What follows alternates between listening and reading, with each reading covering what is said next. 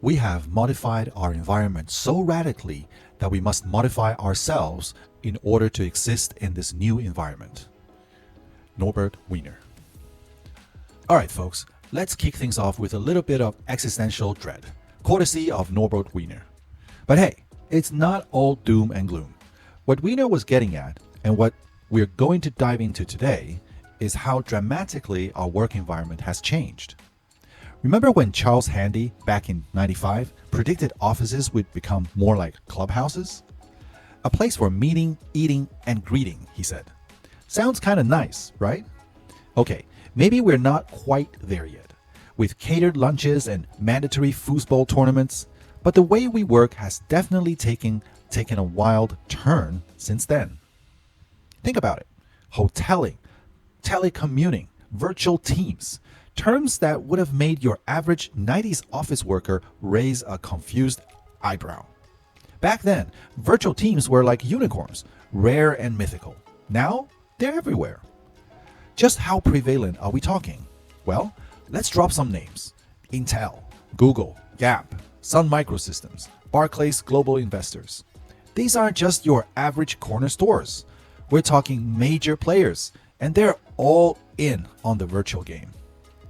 J. Moldenhauer Salazar, who's seen it all in HR at places like Sun and Gap, estimates virtual teams deliver projects around 50% of the time. And Laszlo Bock from Google says at least half of Google's employees are on virtual teams at any given moment. That's a lot of virtual high-fives. And it's not just tech. Healthcare's getting in on the action too. Remember the Amazon Swim project? A marathon swimmer, a 3,500-mile swim, and a team of doctors scattered across the globe, keeping him alive and kicking. Talk about a virtual house call. Or how about Rush University Medical Center's Virtual Integrated Practice, VIP? They're tackling complex patient care by connecting doctors virtually, slashing emergency room visits, and keeping everyone in the loop. It's like a medical Avengers, but with less spandex and more spreadsheets. So, what's driving this virtual revolution? Is it just the allure of working in your pajamas? Spoiler, it's partly that. First up, talent knows no borders. Companies are sick of settling for the close enough candidate. They want the best, even if they're on the other side of the planet. As Google's Bock put it, talented people everywhere in the world. Merck's Teresa Seller agrees, saying in a global world, time and distance become irrelevant.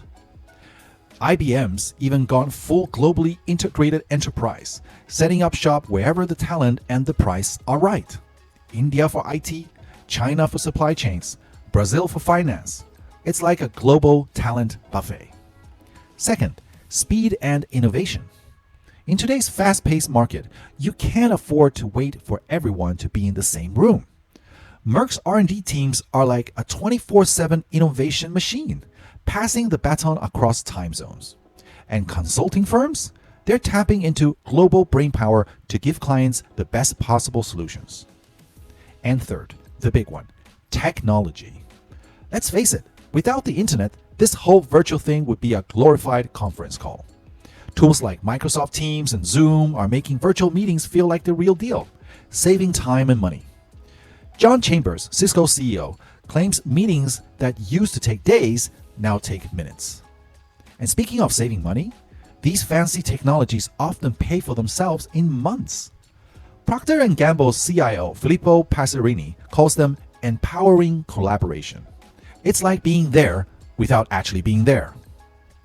Think about all those travel expenses, the lost productivity, the jet lag. Virtual teams are a breath of fresh air for the bottom line and employee morale. DBM's Karen O'Boyle says 80% of their internal work is virtual, and they're not looking back.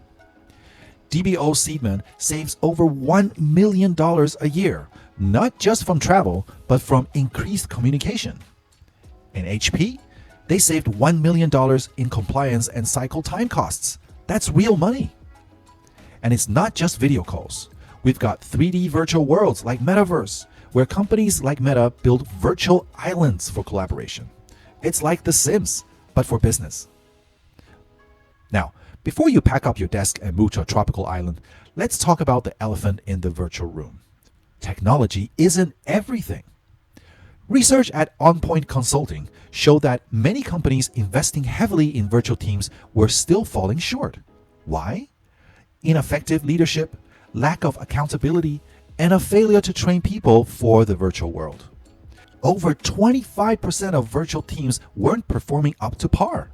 We're treating virtual teams like they're just regular teams with a webcam, and that's a recipe for disaster. We need to remember that virtual teams need a different approach. We need to set them and their leaders up for success, and that is exactly what we will be going over in the next modules.